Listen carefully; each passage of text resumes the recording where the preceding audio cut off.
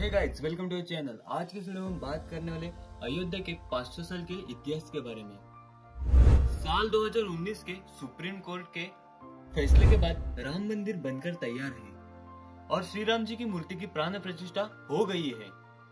इस मौके पर हम उस इतिहास के बारे में जान लेते हैं जिसने आज राम मंदिर के स्वरूप की नींव रखी है।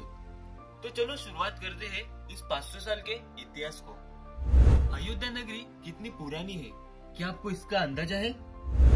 भारतीय वेदों और शास्त्रों में भी अयोध्या नगरी का जिक्र मिलता है। अर्थवेद में भी इस नगरी का साक्ष्य मिलता है। हमारी मान्यता में अयोध्या नगरी हमेशा ही श्री राम जी की जन्मभूमि रही है। अयोध्या का धार्मिक इतिहास हमने रामायण में पढ़ा भी है, पर इसका एक विवादित पन्ना भी है। हम बात कर रहे हैं बाबरी मस्जिद और उससे जुड़ी घटनाओं के बारे में। इस वक्त पूरा भारत श्री राम की मूर्ति की प्राण प्रतिष्ठा को लेकर खुशियों से सराबोर है। ऐसे में क्यों ना इतिहास के गलियारों में एक बार घूम लिया जाए। तो चलिए शुरुआत करते हैं। आज हम उन तारीखों की बात करते हैं जिन्होंने मौजूदा समय में श्री राम मंदिर का स्वरूप निर्धारित करने में मदद की है। अधिकतर लोगों को लगता है कि यह विवाद 70 सालों से चलता आ रहा है, लेकिन इसकी नींव असल में 16वीं सदी में रखी गई थी। हालांकि उसके पहले भी अयोध्या नगरी में मस्जिद और मंदिर के विवाद रहे हैं, लेकिन आधुनिक इतिहास को हम साल 1528 से ही देख सकते हैं। साल 1528 से 29 के बीच में बनाई गई थी बाबरी मस्जिद। अयोध्या का विवाद बाबरी मस्जिद में घिरा हुआ है। इसकी शुरुआत हुई साल 1528 में, जब बाबर के सेनापति मीर बाकी ने अयोध्या नगरी में मस्जिद बनवाया। इस मस्जिद को मुगल काल की एक महत्वपूर्ण मस्जिद माना जाता है। वैसे बाबरी मस्जिद का मॉडर्न दस्तावेजों में भी जिक्र है, जैसे साल 1932 में छपी हुई अयोध्या हिस्ट्री। इस किताब में भी बताया गया है कि मीर बाकी को बाबर ने ही हुक्म दिया था कि अयोध्या में श्री राम जन्मभूमि है और यहाँ के मंदिर को तोड़कर मस्जिद का निर्माण करवाना होगा। बाबर के सिपाही द्वारा बनाई गई इस मस्जिद का नाम बाबरी रख दिया। हालांकि इसे लेकर अभी भी विवाद है कि बाबरी मस्जिद मंदिर को तोड़कर बनवाया गया था, लेकिन कई किताबें इसका जिक्र जरूर करती है, क्योंकि मंदिर के सामग्री से ही मस्जिद का निर्माण करवाया गया था। उस वक्त क्या हुआ था, इसको लेकर कई दावे मिलते हैं। बाबरी मस्जिद 1528 में बनी, पर उसके 300 साल बाद ये बाबरी मस्जिद का विवाद शुरू हुआ। तो चलो जानते हैं 300 साल बाद क्या हुआ। मस्जिद बनने के 300 साल बाद विवाद की पहली झलक दिखाई गई थी। अब जो इतिहास शुरू होने वाला था वो लंबी लड़ाई के साथ ही साथ विध्वंस की कहानी कहने वाला था। 300 साल बाद यानी कि 1853 से 1855 से लेकर अयोध्या के मंदिरों के बारे में विवाद शुरू होने लगा। इंडियन हिस्ट्री कलेक्टिव की रिपोर्ट बताती है कि उस वक्त सुन्नी मुसलमानों ने हनुमानगढ़ी मंदिर पर हमला कर दिया था। उनका दावा था कि यह मंदिर मस्जिद को तोड़कर बनाया गया है। हालांकि इसका कोई भी साक्ष्य नहीं मिला। सर्व गोपाल की किताब एटोनॉमी और contestation Ayodhya and the rights of communal politics in India में भी इसका जिक्र है। किताब में यह भी कहा गया है कि तब हनुमानगढ़ी मंदिर बैरागियों के अधीन था और उन्होंने आसानी से मुसलमानों की गुट को हटा दिया था। तत्कालीन नवाब वाजिद अली शाह से इसके बारे में शिकायत भी की गई। अयोध्या तब नवाबों के अधीन थी और इसको सुलझाने के लिए एक कमेटी बनाई गई। उस कमेटी के जांच की रिपोर्ट में सामने आया कि वहाँ पर कोई मस्जिद था ही नहीं। उस वक्त नवाब वाजिद अली खान ने हनुमानगढ़ी मंदिर पर एक और हमला रोका था। अब देखते हैं अंग्रेजी सरकार ने की सुलह की कोशिश। एक रिपोर्ट कहती है कि सन 1858 में एक निहंग सिखों के दल ने बाबरी मस्जिद के अंदर घुसकर होम हवन किया था। उस वक्त इस घटना के बारे में पहली बार FIR की गई थी और लिखित में यह विवाद सामने आया था कि उसमें लिखा था कि बाबरी मस्जिद के दीवारों पर श्री राम लिखा गया था और उसके बगल में एक चबूतरा बना है। साल 1859 में अंग्रेजी सरकार ने इसके बीच एक दीवार खड़ी कर दी, जिससे हिंदू पक्ष और मुस्लिम पक्ष शांति से अलग अलग स्थान पर पूजा और इबादत कर सके। यही से सबसे पहली बार राम चबूतरा यह शब्द प्रचलन में आया था। साल सन 1885 में पहली बार कोर्ट पहुंचे थे रामलला। तो चलो जानते हैं सुप्रीम कोर्ट ऑब्जर्वर SCO।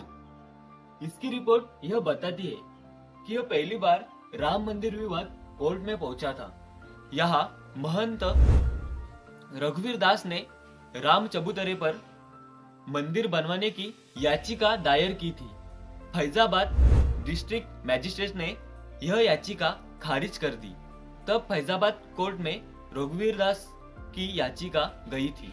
उस वक्त केस की सुनवाई कर रहे थे जज पंडित रामकिशन ने इस याचिका को रद्द कर दिया था। उस वक्त पहली बार निर्मोही अखाड़ा सामने आया था और लोगों को इसके बारे में पता चला था और रघुवीर दास भी इस अखाड़े से ही थे। इसके बाद भी रघुवीर दास ने हार नहीं मानी और अंग्रेजी सरकार के जज से गुहार लगाई, लेकिन यहाँ पर भी याचिका को खारिज कर दिया। यह मामला यही दब गया और अगले 48 सालों तक यह मामला ठंडे बस्ते में चल रहा था और छूट-फूट ऐसे शांतिपूर्ण विवाद होते रहे। तो साल 1930 में शुरू हुआ अयोध्या का नया अध्याय। तो चलो जानते हैं इसके बारे में। सबसे पहले साल 1937 में मुसलमानों के दो समुदाय शिया और सुन्नी, इन दोनों में लड़ाई हुई। दोनों ही बाबरी मस्जिद पर अपना हक जता रहे थे। इसकी बात दोनों समुदाय के वक्फ बोर्ड तक पहुंची और लड़ाई 10 साल तक खींची गई। इस लड़ाई में जज द्वारा जो फैसला आया, जिसने शिया समुदाय के दावों को खारिज कर दिया। साल 1947 के बाद बदल गई अयोध्या की राजनीति। तो चलो जानते हैं उस राजनीति के बारे में। मॉडर्न समय में जब अयोध्या की बात होती है तो उसमें राजनीति शब्द जरूर आता है। हालांकि इसकी शुरुआत बंटवारे के बाद ही हुई। पाकिस्तान का वजूद बना और अयोध्या में हिंदू महासभा का हस्तक्षेप सामने आया। कृष्णा झा और धीरेन्द्र के झा की किताब अयोध्या द डार्क नाइट सहित कई किताबें इसके बारे में कहती है कि 1947 का अंत होते होते हिंदू महासभा द्वारा एक मीटिंग रखी गई थी, जिस पर बाबरी मस्जिद की कब्जे पर बात की गई थी। इसके बाद के चुनाव में पहली बार कांग्रेस सरकार ने राम मंदिर को मुद्दा बनाया था। कांग्रेस के इस मुद्दे के बाद कोई और पार्टी कहीं टिक नहीं पाई और फैजाबाद में भी कांग्रेस जीत गई। अब वो समय आता है जब साल 1949 में मिली बाबरी मस्जिद में रामलला की मूर्ति। तो चलो देखते हैं इसके बारे में। अब तक हालात काफी खराब हो चुके थे। गाये बगाए खबरें आती रही कि हिंदू पक्ष ने बाबरी मस्जिद पर कब्जा कर लिया, लेकिन तब तक ऐसा नहीं हुआ था। वहाँ के हालातों को सुधारने के लिए कानूनी मदद ली गई, लेकिन साल 1949 में वहाँ पर रामलला की मूर्ति मिलने का दावा कर दिया गया। इस घटना के बाद हालात इतनी गंभीर हो गई कि तत्कालीन प्रधानमंत्री पंडित जवाहरलाल नेहरू ने संज्ञान ले लिया। महज 6 दिनों के अंदर ही बाबरी मस्जिद पर ताला लगाया दिया। उस वक्त हिंदू पक्ष ने दावा किया था कि रामलला की मूर्ति वहां अपने आप प्रकट हुई है, लेकिन इस दावे को खारिज कर दिया गया। अब साल 1949 भी गया। फिर से साल 1950 में एक केस किया गया। तो चलो जानते हैं उसके बारे में। 2 अलग अलग केस फैजाबाद के कोर्ट में दाखिल कर दिए गए और हिंदू पक्ष ने रामलला की पूजा की आज्ञा मांगी। हालांकि कोर्ट ने इसको इजाजत दे दी, लेकिन अंदरूनी गेट को बंद ही रखा गया। साल 1959 में निर्मोही अखाड़े ने एक तीसरा लॉ सूट फाइल किया, जिसमें उन्होंने बाबरी मस्जिद की जमीन पर अधिकार मांगा। ऐसे ही साल 1961 में मुस्लिम पक्ष ने एक केस फाइल किया, जिसमें यूपी सुन्नी वक्फ बोर्ड ने कहा कि उन्हें बाबरी मस्जिद की ढांचे पर अधिकार चाहिए और राम की मूर्ति को यहाँ से हटा दिया जाना चाहिए। अब बात करते हैं साल 1984, जब फिर से एक बार राम जन्मभूमि का विवाद गरमाया था। तो चलो देखते हैं इस समय अयोध्या ने अपना सबसे बड़ा राजनीतिक दौर देखा था। यह वक्त था जब राम मंदिर आंदोलन की शुरुआत हुई थी। इसी समय बीजेपी के वरिष्ठ नेता लाल कृष्ण आडवाणी को इस आंदोलन का नेतृत्व करने को चुना गया था। साल 1986 में राजीव सरकार के आदेश पर बाबरी मस्जिद के अंदर का गेट खोला गया। दरअसल उस वक्त लॉयर यूसी पांडे ने फैजाबाद सेशन कोर्ट में याचिका दायर की थी कि फैजाबाद सिटी एडमिनिस्ट्रेशन ने इसका गेट बंद करने का आदेश सुनवाया था, इसीलिए इसे खोला जाना चाहिए।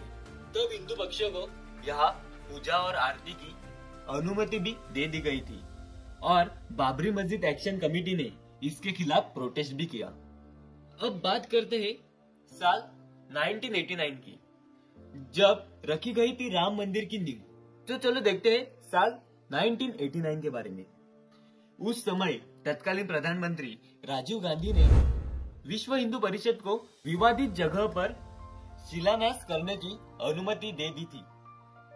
इसके बाद पहली बार रामलला का नाम इलाहाबाद हाई कोर्ट में पहुंचा था, जिसने निर्मोही अखाड़ा 1959 और सुन्नी वक्फ बोर्ड 1961 ने रामलला जन्मभूमि पर अपना दावा पेश किया था। सन 1990 में लाल कृष्ण आडवाणी ने गुजरात के सोमनाथ मंदिर से लेकर अयोध्या तक रथ यात्रा की शुरुआत की। यह बहुत ही विवादित दौर था। अब साल आता है 1992। उसमें गिराई थी बाबरी मस्जिद। तो चलो बात करते हैं 1992 के बारे में। 6 दिसंबर 1992 का वो दिन जब बाबरी मस्जिद को गिराया गया था। भारत के इतिहास में ये दिन दर्ज है। कार सेवकों ने यहाँ एक अस्थायी मंदिर की भी स्थापना कर दी थी। मस्जिद गिराने के 10 दिन बाद प्रधानमंत्री ने retire high court justice M S. Liberhan को लेकर एक कमेटी बनाई, जिसमें मस्जिद को गिराने की और सांप्रदायिक दंगों को लेकर एक रिपोर्ट बनानी थी। जनवरी 1993 आते आते ही नरसिम्हा राव की सरकार ने अयोध्या के जमीन को अपने कब्जे में ले लिया और 67.6 एकड़ जमीन को केंद्र सरकार की जमीन घोषित कर दिया।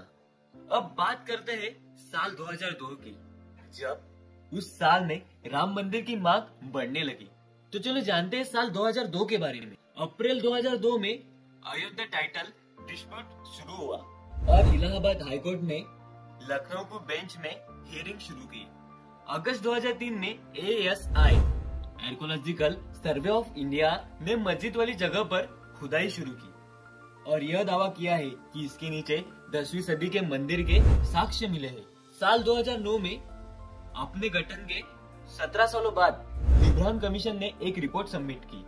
हालांकि इस रिपोर्ट में क्या था वो सामने नहीं आया। तो चलो बात करते हैं 30 दिसंबर 2010 की, जिसमें अयोध्या के मामले का एक ऐतिहासिक फैसला था। तो चलो देखते हैं। अब तक अयोध्या की जमीन हर पक्ष अपने लिए मांग रहा था, लेकिन इलाहाबाद हाईकोर्ट ने इस जमीन को 3 हिस्से में बांट लिया। एक हिस्सा निर्मोही अखाड़े को, एक हिस्सा सुन्नी वक्फ बोर्ड को और एक हिस्सा रामलला विराजमान को दे दिया गया। इस फैसले ने पूरे देश के विवादों को जन्म दे दिया। इसके खिलाफ फिर से एक बार याचिका दायर हुई और साल 2011 में सुप्रीम कोर्ट ने इलाहाबाद हाईकोर्ट के रूलिंग को रोक दिया गया। सुप्रीम कोर्ट ने इस हियरिंग को लेकर कहा कि इलाहाबाद हाईकोर्ट का जजमेंट अजीब है, क्योंकि तीनों में से किसी भी पार्टी ने इसके लिए गुहार नहीं लगाई थी। साल 2017 आते आते चीफ जस्टिस खेर ने 3 पार्टियों को आउट ऑफ कोर्ट सेटलमेंट के बारे में कहा गया। इस पर एक बार फिर से बहस हुई। साल 2018 में सुप्रीम कोर्ट ने अपना फैसला दे दिया। हालांकि लेकिन उसे जग जाहिर नहीं किया गया। उस वक्त सुप्रीम कोर्ट ने उसकी बड़ी बेंच के तहत उनके फैसले की जांच करने को मना कर दिया था। अब बारी आती है साल 2019 की, जब साल 2019 में आखिरकार आया ऐतिहासिक फैसला। चीफ जस्टिस गोगोई ने साल 2019 में 5 जजों की बेंच बनाई और पुराने 2018 वाले फैसले को खारिज कर दिया। 8 मार्च 2019 को 2 दिन की सुनवाई के बाद जमीनी विवादों को आपसी सहमति से सुलझाने की बात एक बार फिर से कही गई। 2019 आते आते सुप्रीम कोर्ट ने हिंदू पक्ष के हित में फैसला सुनाया गया और राम मंदिर को एक ट्रस्ट के जरिए से बनवाने का आदेश दे दिया। इसके साथ सुन्नी वक्फ बोर्ड को 5 एकड़ जमीन दी गई, जहां अयोध्या में मस्जिद बनवाया जाना था। दिसंबर तक इस मुद्दे पर कई पिटीशन फाइल की गई और सुप्रीम कोर्ट ने इस मुद्दे को खारिज कर दिया। फरवरी 2020 को श्री राम जन्मभूमि तीर्थ क्षेत्र ट्रस्ट की स्थापना हुई। लोकसभा में पंतप्रधान नरेंद्र मोदी जी ने इसकी घोषणा की। सुन्नी वक्फ बोर्ड ने 5 एकड़ जमीन को स्वीकार किया और अगस्त 2020 में पंतप्रधान नरेंद्र मोदी जी ने राम मंदिर का शिलान्यास किया। अब बात करते हैं साल 2020 की। इस साल में शुरू हुआ राम मंदिर निर्माण का समय। तो चलो बात करते हैं 2020 के बारे में। 5 फरवरी 2020 को पंतप्रधान नरेंद्र मोदी द्वारा राम मंदिर निर्माण के लिए ट्रस्ट बनाया गया। अगस्त 2020 में राम मंदिर की आधारशिला रखी गई। लगभग 3 सालों बाद यानी कि 2024 में राम मंदिर का उद्घाटन हुआ। तो चलो देखते हैं साल 2024 के बारे में, जब हुआ राम मंदिर का उद्घाटन। आखिरकार 22 जनवरी 2024 आ गया और इस दिन मंदिर में राम लल्ला की मूर्ति की प्राण प्रतिष्ठा भी हो गई। अब यह मंदिर आम लोगों के लिए खोल दिया जाएगा और अयोध्या में आकर लोग श्री राम के बाल मूर्ति के दर्शन कर पाएंगे। 22 जनवरी 2024 को पंतप्रधान नरेंद्र मोदी जी द्वारा राम लल्ला जी की मूर्ति का प्राण प्रतिष्ठा किया गया। तो दोस्तों, यह थी राम मंदिर निर्माण की 500 साल की हिस्ट्री। आपको अच्छी लगी हो तो इस वीडियो को लाइक करो और ये वीडियो शेयर करना मत भूलो। और ऐसे ही नई नई वीडियोस के लिए हमारे चैनल को सब्सक्राइब करना मत भूलो। ऐसे ही नई नई वीडियोस और हिस्ट्री मैं आपके पास लाता रहूंगा, इसीलिए आपको हमारे चैनल को सब्सक्राइब करना होगा। तो चलो मिलते हैं अगले वीडियो में, तब तक के लिए जय श्री राम।